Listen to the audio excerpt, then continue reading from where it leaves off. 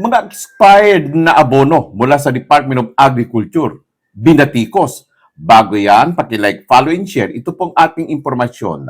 At ngayon, narito ang ating special report. Umani ng batikos mula sa grupo ng mga magsasaka ang malaking kapabayaan ng mga kawani ng Department of Agriculture o DA sa pamamahagi ng abono sa mga lalawigan ng isla ng Mindoro. Sa panayam kay Purok Kasoy Farmers Association Chairman Jose Vidal na marami di umanong panahon na ang dumaan na laging lugi ang mga magsasaka dahil sa kapabayaan ng ilang kawani ng DA na malalaki pa naman umano ang sweldo.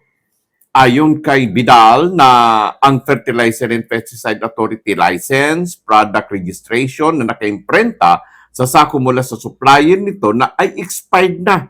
Ito ay pinamamahagi sa mga magsasaka sa ilalim ng National Rice Program Clustering and Consolidation Program ng Department of Agriculture sa mga lalawigan ng Oriental at Occidental Mindoro.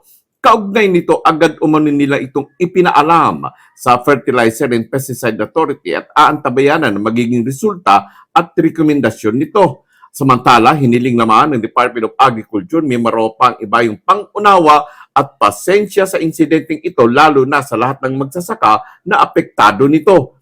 Sa kasalukuyan ay pansamantala muna itong pinatigil ang pamamahagi ng abono at aantabayanan ang magiging resulta sa pagsusuri ng kagawaran.